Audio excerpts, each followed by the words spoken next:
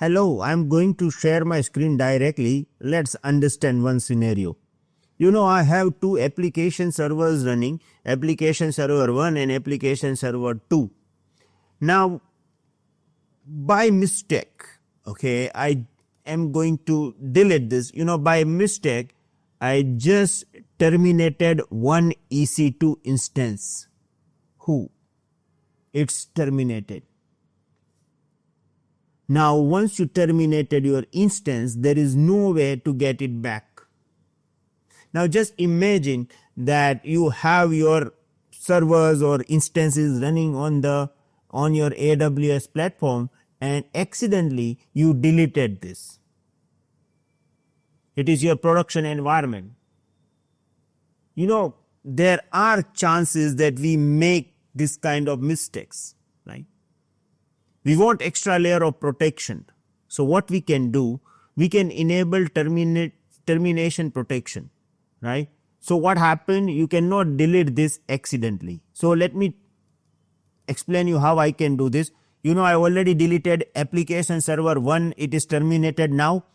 So I don't want to repeat this mistake for my application server 2. So how I can do this? Select your instance,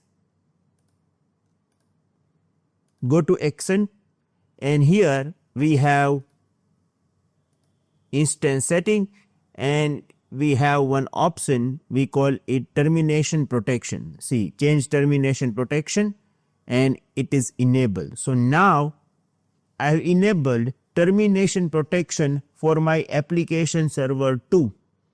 So idea is now there is no way that I will delete this EC2 instance by mistake.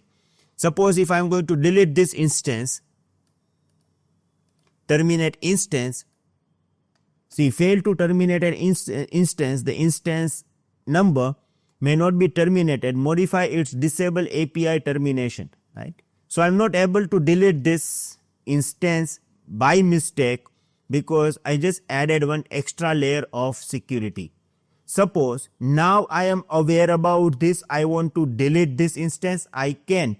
How? First of all, I have to go to the select your instance, go to action, go to instance setting, change termination protection and remove this protection. Now click on save.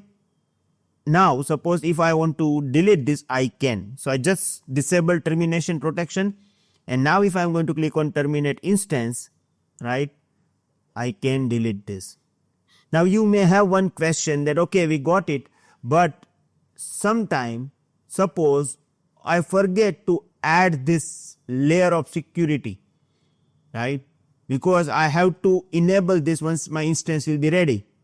Then my instance become ready and I forget to add this layer. Then so in this case you can enable termination protection while you are creating your EC2 instance, right? So there are two ways to enable termination protection. Once while you are creating your instance, or if you forget to enable during this time, you can enable this afterward as well, how I already explained you.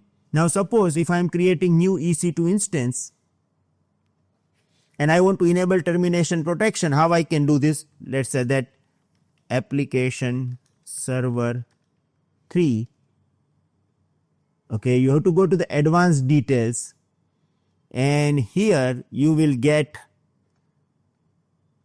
termination protection, right? You can enable this while you are creating this EC2 instance. So in the companies, they have standard operating procedure that these instances are really very important. So when you are creating this, enable termination protection during this process. So if when your instance will be ready, termination protection will be enabled with them as well. So this is how you can enable termination protection.